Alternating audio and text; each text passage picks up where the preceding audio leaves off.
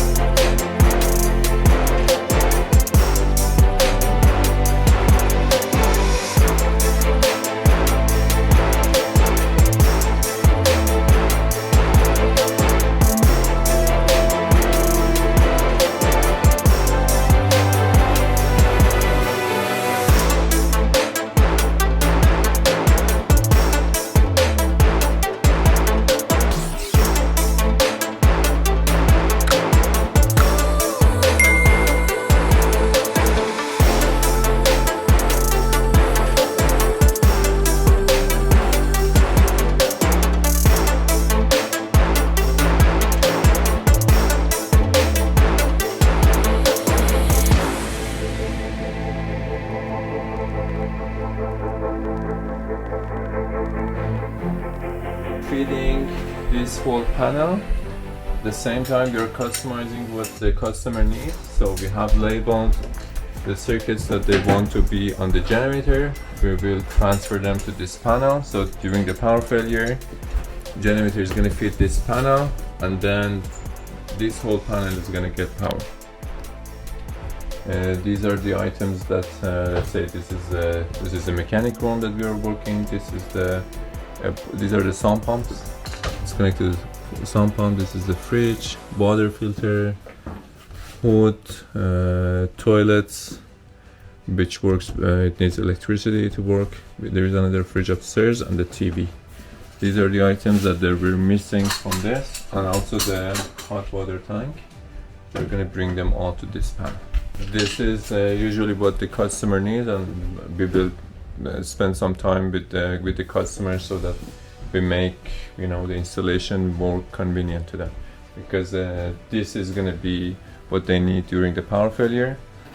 So those items definitely have to be on the generator. Okay, this panel is a 200 amp transfer switch. We originally came with a 100 amp transfer switch, but based on the need, we upgraded. We put a 200 amp, and so it's, instead of just giving 16 power to the 16 circuits, we are feeding the whole panel. The generator is big enough to power all these items, so we have no issue with that. And this was something that we decided to do today based on the need of the customer.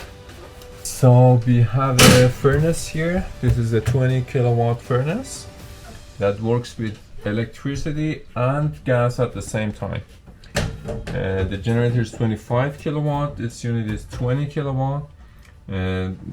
It's gonna overload the unit, the generator. So what we do, we're gonna put one of these smart management modules. What it does, it's gonna postpone this load, so the rest of the house is gonna have power. Just this load is gonna get postponed. We can put up to 8 of these units, and we can prioritize the appliances. Let's say number 1 is the priority number, so the first priority is always the main panel, then it's going to be number 1, then number 2, then number 3, up to number 8. When one of these guys is overloading, let's say number 7 is overloading the generator, 7 and 8 are going to be off. After 30 minutes it's going to try again. If it's still overloading, it will keep that appliance off till the power is back. In this case, we are sure that the generator is going to stay on to give power to the house, and these items that they don't have the priority are going to be off. So in this case, the heating system is going to be with gas. The electrical part, the electrical furnace, is going to be off, most probably during the power failure.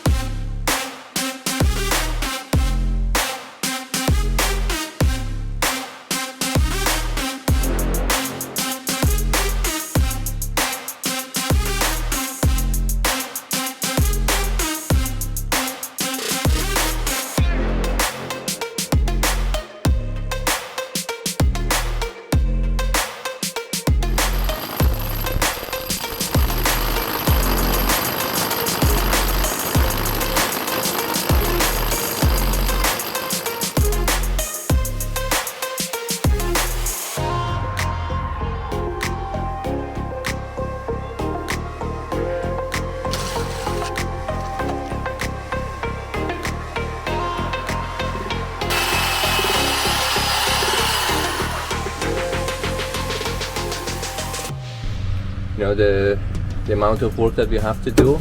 This is the second day that we are at the job site.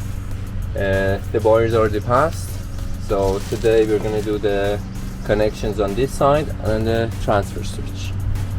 At the end of the day, everything is functional. The gas is during this time that we were not here, it's the gas connection was done. So when we are done here, we can run the unit and do the test.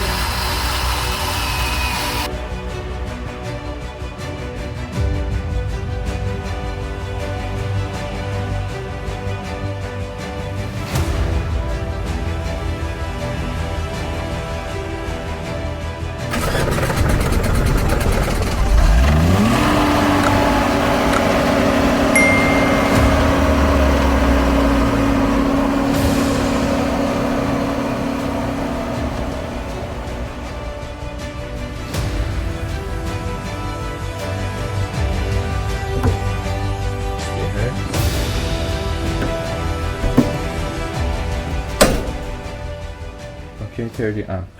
We're using 36 amp at the moment. Now that the fan went on, 16. Now I'm gonna connect the hydro. After 30 seconds, it's gonna switch back.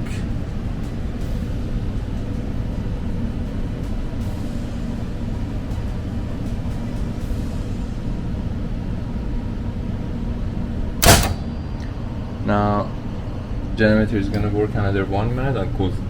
We will double check if all these connections are tight, because this is the mechanical mechanism. Each time that it does the transfer, it puts pressure, they feel the stress, so they might come off if these guys are not tight. These two guys are doing the transfer, so there is a magnet that is controlled by this module here. Each time that it's going to transfer on the generator, this magnet is getting activated, brings down this mechanism, and when the power comes back, this is the top one that is going to push it, pull it back. So if one of these guys is out, it's not going to do the job. All set. Now the generator should be off. It takes 1 minute that the generator cools down and goes off. We can't hear it because we're pretty far, but we're going to go check outside if it's off, and then we're going to check with the customer. Okay, so this panel is on the generator. All of these items are getting power through the power failure. We're going to go through the house with him one more time at the end of the project. We will turn off these two panels, and he's going to see what is functional during the power failure. That would be it. It's the end of the job.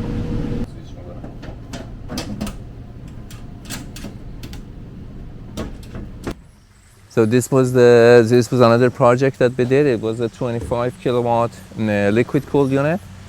As you know, in Quebec, because of the harsh weather, these units are really needed for houses for the winter, and even in summer when the heat waves comes. These are very reliable. We had lots of demand after the freezing rain, and due to the stock that we had available for the installation, we were able to do all these installations right after the freezing rain, from 7.5 kilowatt to bigger units, 150 kilowatt liquid cooled units.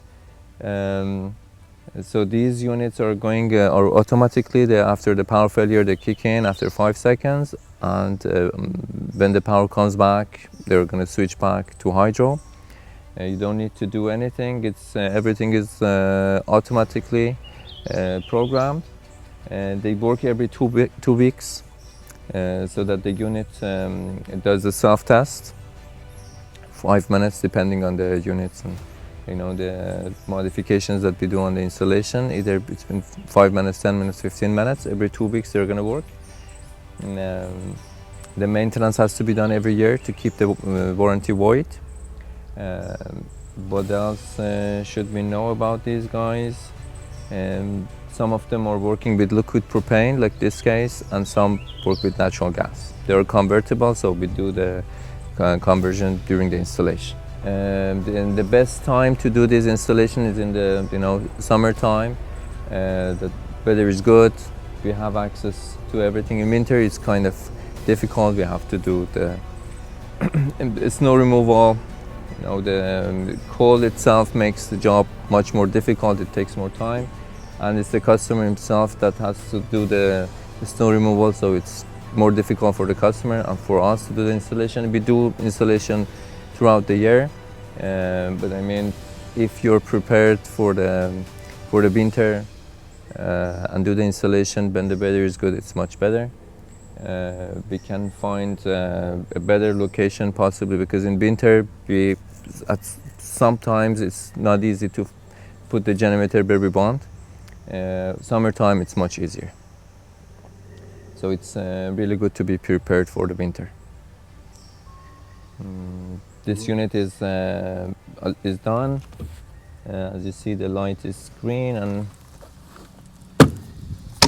it's on auto mode. When there is a power failure, it's going to start by itself. If I want to do this, I can just hit manual. It works. It's going to start.